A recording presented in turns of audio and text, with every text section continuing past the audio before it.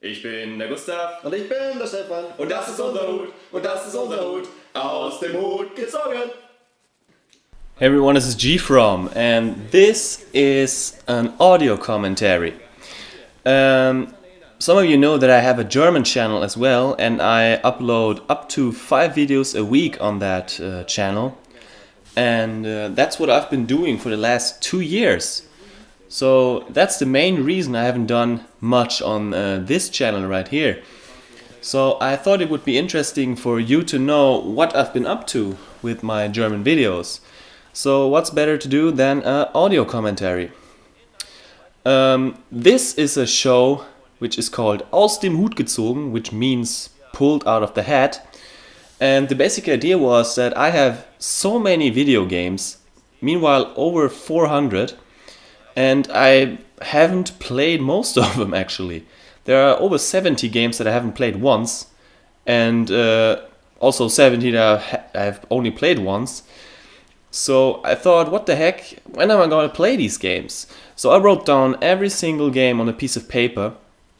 Took a scissor, and then I threw them all in the hat. And I asked my buddy Stefan if he wanted to join me on the show, which would appear once a week, every Saturday at 12 o'clock on our channel called Holzklotz Productions, where we usually just do Let's Plays. And he said, yeah, I thought the idea was pretty cool. And so we started. And since we have uploaded 20 episodes. So far we have pulled 20 games out of the hat. And when we pull out a game out of the hat, we play it for about 20 to 30 minutes.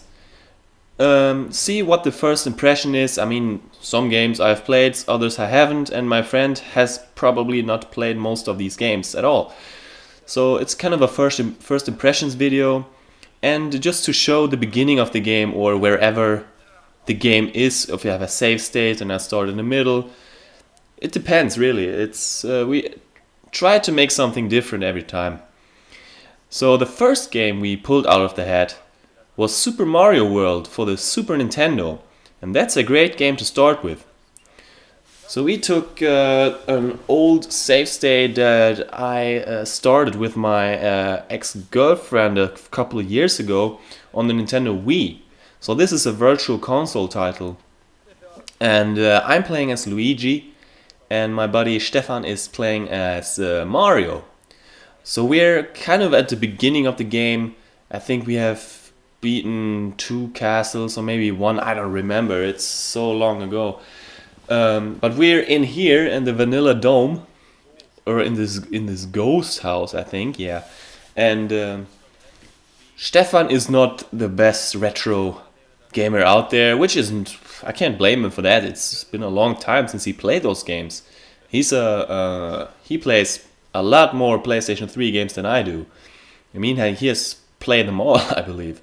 Whereas me, I just play the games that really interest me, like the Uncharted games, Tomb Raider, The Last of Us, L.A. Noire, Mirror's Edge. And those are pretty much the only games I've beaten on PlayStation 3. There are some more like Bloodstone 007, but you get the idea. I like these action-adventure, third-person kind of games. But he plays everything. Hack and slay, shit me not, it's everything. But whereas me, I mostly play retro games. I really like those Super Nintendo, Sega Mega Drive, PlayStation 1 games.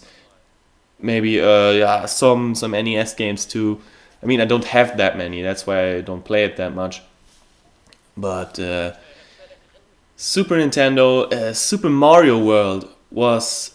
When this game came out, it was like mind-blowing. The game was so huge.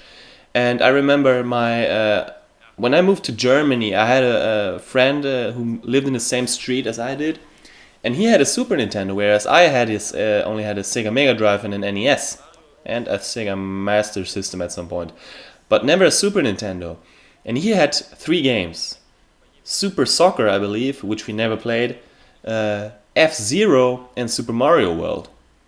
And we played the shit out of both of these games, out of F-Zero, which I preferred, because I really like these fast racing games. Because I'm a Sega kid, I liked arcade games and games that didn't take too long. Whereas Super Mario World is a game that you can play for hours upon hours upon hours. And that's what makes this game so great. The map is huge, and there's so much stuff to explore, and so many secrets. Plus, you got Yoshi in different colors, which was pretty cool. I always wanted to have a blue Yoshi because he could fly, and stuff like that. There was just so much to do, and we pretty much beat this game a couple of times, I believe, because I don't remember who was better, if he was better than I was. It could be possible. Meanwhile, I'm pretty good at this game. And the footage you see here, I'm playing Luigi. I played with a GameCube controller. And some of you might know what that means. It's the weirdest control scheme ever. I think you run with the Z button with the X button and jump with B. That means you have to hold your fingers really weird, and it's really not recommended to anyone to play this game with a GameCube controller. I only did it because I only have one Wiimote, and it still costs like 40 euros, I think, to buy a second one, and that's just too much money for a goddamn controller, which uses batteries, by the way. This is complete bullshit. So I gave the classic controller to my friend, because why should he suffer with the GameCube controller if he already has problems playing old games? So yeah, that's the story with that. This is a level where you have to, use different doors and use the POW block to unlock, to go further in the level. And when I was a kid, I didn't always understand everything you had to do. You ran around aimlessly, didn't really know what happened when you took the power block through the door and what it did change. And what we see here, you can save at some points in this game, which was revolutionary. There were games before which used the battery save system, like The Legend of Zelda on the NES, but this was totally different. You didn't have to push I think there was a reset button or something like that, I don't remember, but here you could just save, push A or start or whatever it was, and continue where you left off. And my buddy just died again, so I had to help him out with my lives. And it would always go like that. I would always give him one life, he would die, and I had just had to collect more lives to help him out in some way. And I remember it's pretty much that with everyone I play with today, because most people today don't really, either they don't remember this game, or they do remember this game, but they haven't played it in 20 years, or they have never played it, which is equally bad, I think, because if you don't get the controls down in this game, you're pretty much fucked. I mean, you can... Yeah, it's hard to explain. I'm a fast gamer. I grew up with Sonic the Hedgehog, so I just have to run through everything. And that's why I hate this goddamn level with the skull platforms. And I never look forward to this part of the game. I think this is the most boring level in the entire game. You just wait here and this dinosaur, which isn't really hard, it just takes long. And it's boring, and I think it's kind of sad that we took this level to show the game. But it's where I was, and I didn't want to start all over again. So doesn't matter. We played this part here. When we get down the pipe, there's some ice levels here, and the variety is really good in this game. Sometimes you're outside in some green levels, then you have a ghost ship, and then there's Chocolate Land, or what it was called, and you fight dinosaurs and ghosts and football players and whatnot. It's really amazing. And this game also gave you some new features. I don't think you could run up these pipes in Super Mario Bros. 3. That's new in this game. And for some reason I can't get that question mark up there. What's up with that? I don't remember. Maybe I sucked. But usually, like I said, I'm pretty good at this game. I have beaten it 100% once. That was a couple of years ago. There was also the Virtual Console version, because I don't have the SNES card. I never owned that. I have the Super Mario Bros. All-Stars card, which included Super Mario Bros. 1, 2, and 3, and the Lost Levels. Which, quite frankly, I prefer to play the NES versions of those games than the Super Nintendo versions. I may be the only person ever to say this, but I'm really not a fan of the Super Nintendo sound chip. Everyone says, yeah, Super Nintendo always sounds better than a Sega Mega Drive. Well, I say, fuck that. That's not true at all. When you compare ports of the game, like, I can't come up with an example. A game that was released on both systems, yeah, most of the time the Super Nintendo version sounded better. But games like Streets of Rage, Sonic the Hedgehog, Shinobi 3, those games are just awesome. And Teenage Mutant Hero Turtles, the Hyperstone Heists, it sounds better than Turtles in Time on the Super Nintendo. To me, that's a fact. And now I forgot what I wanted to say. Yeah, the sound on Super Mario Bros. All-Stars, I didn't really enjoy it that much. I'd rather listen to the NES versions of those tunes.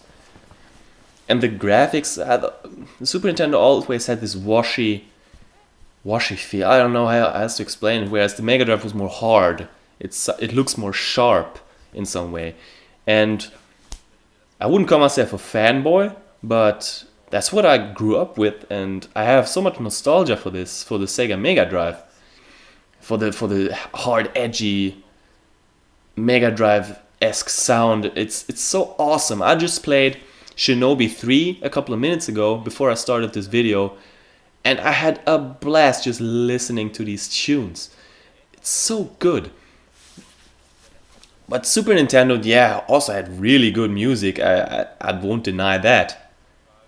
But I just wanted to point out that I'm more of a fan of the Mega Drive sound in general. But yeah, if you take like Doom on the 32X and compare it to the Super Nintendo version, like the AVGN did on the 32X video, of course Doom is worse. It's complete bullshit. But not every Sega game sounds like that. And this level right here is one of my favorites. It has these classic bullet bills flying through the air like in the first Mario Brothers in some stages, and the background is just gorgeous. It's this weird greenish kind of color, I think. Or what color is this? Is this gray, green? I don't know. But the stars look really good, and it adds, like I said, there's a lot of variety here. And what I see when I play here, when my buddy plays, he never uses the run button, which drives me insane. He always walks, and this takes forever, and he also missed the checkpoint, which never would have happened to me. So he's kind of helpless in these situations, but I don't think he dies once on this level. So he manages to beat this level without using the run button even once. And I can't imagine playing like that, because I'm in a fucking hurry. I want to beat this game as fast as possible. Because that's what adds the most fun to me, is to really run through everything and make it look cool. And not like, oh my god, I'm going to die, like you played this the first time in your entire life. Maybe I played like that when I was like 6 years old. I don't know. But it's kind of fun to watch, to see a 22-year-old guy has such problems with this game. Yeah, he made it. Yeah, and like you can hear, we're all really happy about this. And if you're wondering why there's a head down there, that's an idea that I had when we first started doing Let's Plays, when we made our Mirror's Edge Let's Play. I wanted our Let's Plays to be like no other Let's Play out there. I wanted to let the viewer know who is playing. I mean, we played with 3 guys. And when you don't know who is who, and you just have 3 voices, I mean, what's the point, right? So we took a photo. I mean, this photo is pretty shitty. Meanwhile, we have better ones. But you just have to look at it and see, oh, it's me playing. I mean, you can't always know that. When 3 guys talk, yeah, who's playing? Who can you blame on sucking? And yeah, stuff like that. That's the whole point of that. And we still do that today. But meanwhile, we film ourselves sometimes while we play, because it's kind of tedious to edit these pictures every time and to figure out when did we change the controller, when did we give the controller to another guy, which you can't always see, so I have to watch all the clips all the time, all the way through, and that just takes forever. I have to play the game, I have to watch the goddamn thing again to edit this thing, and that's a lot of hours wasted on just putting in some goddamn photos. So that's why we meanwhile film ourselves while we play. Because like I said, I want the viewer to know who is playing. So this is the last level in this zone like Sonic, and I died. What the heck happened? Was this really me playing? Yeah, it was. So if I'm not mistaken, we sit on this level like 10 minutes. It takes forever for us to beat this level. I mean, he can't do shit, I think, but I suck too. I really can't make any progress in this level. Well, I couldn't do it this time around. Yeah, that was pretty cheap. But when did we play this? It must have been October of last year. Yeah, when I just had moved to my own place, and we finally had the time and the place to do all this stuff. Because when you have parents around, there's always some noise, and when I moved to my own place, yeah, I could do pretty much whatever I wanted, and I bought a green screen and all that good stuff. So now I have a room with a green screen, lightning equipment, and all that stuff. So I wish I had more time to make videos, because it's really a lot of fun, but after work I'm just so tired and I really don't have the energy to be creative anymore. Sometimes on certain days I get this rush that I really have to do something, and then I do something, but that just usually lasts for one day or just a couple of hours, and then it's like, fuck this shit. So he fell down on a fucking rock and he died. Mario, what the fuck is wrong with you? So he's game over again, and guess who has some lives left? Is it me? Is it me? Yeah, I have 2 lives and I have to give him 1. So when I die, he has the only life left. So yeah, this was our first episode, so we really didn't know how the series what would become of it. And meanwhile, we don't get many views. Our channel doesn't get many views at all, and that's pretty sad, but it's so much fun to make these videos, because I don't have to write a script, I can just talk, and that's more fun to me, because writing the script was always my most hated part when I made reviews back in the day. And at some point I sat down a couple of weeks ago to write a full review. And after like 10 minutes I had a couple of sentences, but I really didn't know what to say. Because for me, every single review sounds the same to me. You always hear the same stuff. And when I started making reviews in 2009, I thought that I had really something to add to this review thing, because most reviews out there weren't good. At least in my opinion. There were a handful of guys that did good reviews, but I thought I could do better. So I made the reviews, and I unfortunately didn't get many views. And now that I have many subscribers, I really don't feel like I could add anything to the review world, because the production values have gone up so high, and meanwhile I feel like everything has been said. I mean, if I wanted to review like The Last of Us, which I actually could do, there are already like 5 million reviews of that game online. So what's the point? I could do a short video saying how I liked it, but not a 10-minute review, because that's so much work for stuff that most people already know. That's how I see it. Which doesn't mean that I will never do a review again. It's just at the moment I feel like doing other stuff and just enjoying my life and don't plan too much shit. So I suck terribly at this stage. Look at this, I'm already small again and I feel like I'm going to die in a couple of seconds. But I think we do actually beat the guy. So now we're at the boss. Let's see if I can make it. Oh, it's this one. What the fuck was that shit? God damn it. I clearly jumped on him. So he has to be all out or what? That's complete bullshit. So, did I collect a life? I didn't see, I was just rambling. I don't think that he will make it. Meanwhile, we've reached a checkpoint,